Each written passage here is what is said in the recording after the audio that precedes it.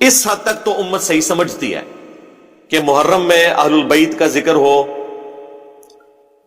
رمضان میں رمضان کا ذکر ہو، روزوں کا ذکر ہو، اس کے مسائل بیان ہو، ربیع الاول کے موقع پر نبی الاسلام کی شخصیت کو ڈسکس کیا جائے۔ باقی یہ جو کچھ اپنے اپنے انداز میں جو میلاد منایا جا رہا ہے دنیا کے مختلف کونوں کے اندر، جھنڈیوں کی شکل میں، جلوسوں کی شکل میں، خانہ کعبہ شریف، روزہ شریف کے ماڈل بنا کے، اب تو اس لیول تک لوگ چلے گئے کہ ان ماڈلز کے سامنے کھڑے ہو کے دعائیں بھی کر رہے ہوتے ہیں، اور ان کے اپنے علماء چیخ رہے ہوتے ہیں کہ یہ کیا حرکت کر رہے ہو، لیکن ان کی بات کوئی ماننے کے لیے تیار ہی نہیں ہوتا۔ زیادہ زور اس لیے نہیں لگاتے کہ انہیں خطرہ ہے کہ وہ ہم پہ ہی نہ فتویٰ لگا دیں کہ یہ بھی کہیں انجینئر کو تو نہیں سنتا، تو اس لیے پھر وہ ایک خاص لمٹ کو کراس نہیں کرتے۔ یہی ہوتا ہے جب آپ سنت کے راستے کو چھوڑتے ہیں تو پھر ایک ایکسٹریم لیول تک چیزیں چلی جاتی ہیں جو آپ کے قابو نہیں آتی۔ ہاں، جہاں تک اللہ کو منظور ہوتا ہے وہاں تک اللہ تعالیٰ کی غیبی تائید ہوتی ہے۔ تو غیبی تائید اس لیول تک تو ہے کہ ہم ربیع الاول میں ڈسکس کریں، کیوں نہ کریں، یعنی اس سے بڑا کوئی موقع نہیں ہے کہ نبی الاسلام کے پیدائش کے مقصد کو، آپ کی سیرت کو، آپ کے معجزات کو، آپ کی صورت کو، ان ساری چیزوں کو ڈسکس کیا جائے۔ اس میں کوئی دوسری رائے نہیں ہے۔ یہ تو بہت بڑی بدبختی ہے کہ کوئی اس مہینے کے اندر ان چیزوں کا ذکر ہی نہ کرے، اور ہر اوٹ پٹانگ ٹاپکس جو ہیں وہ اپنے جمعے کے خطبوں کا حصہ بنا لیں، پولیٹیکل ٹاپکس بھی، اپنے فرقوں کے فضول قسم کے ٹاپکس، ان کو تو ڈسکس کریں، اور نبی الاسلام کے دنیا میں آنے کے مقصد کو، آپ کے میلاد کو، آپ کی سیرت کو، آپ کی صورت اور معجزات کو ڈسکس نہ کرے، تو یہ تو بدبختی کسی کی ہو سکتی ہے۔ اور اس لیول پہ چیزیں شروع سے چلتی آ رہی ہیں۔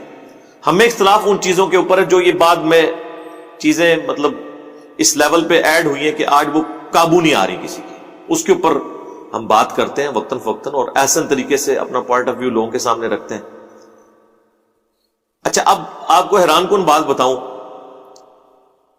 فتاوی رضویہ کے اندر اعلی حضرت نے نبی الاسلام کی پیدائش کی تاریخ 8 ربیع الاول لکھی ہے۔ ہاں، اور غنیت الطالبین میں شیخ عبد القادر جیلانی نے 10 محرم الحرام لکھی ہے، اور اسی کو راجع قرار دیا ہے۔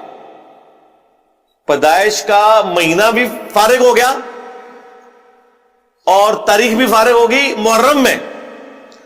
اب ہمارا ایک معصومانہ سوال ہے کہ آپ لوگوں کا یہ دعویٰ ہے کہ جو اولیاء اللہ ہیں، اور پھر آپ کلیم کیے ہوئے ہیں شیخ عبد القادر جیلانی کو اپنے بنائے ہوئے اولیاء میں سے، ہمارے جو اولیاء ہیں نا ان کے سردار تو خلفائے راشدین ہیں، آپ کے بنائے ہوئے اولیاء کا جو سردار ہے وہ تو پوری کائنات کو اس طرح اپنی ہتھیلی پہ دیکھ رہے ہیں جیسے رائی کا دانہ۔ ویسے رائی کا دانہ بھی ہتھیلی پہ اتنے غور سے نظر نہیں آتا بغیر اینک کے، پتہ نہیں کیسے دیکھتے ہوں گے وہ۔ تو یہ تو آج ہمیں سائنس بتا رہی ہے نا خوردبین کے ذریعے کہ کیا کچھ ہے اس چھوٹے سے دانے میں اور بیج میں۔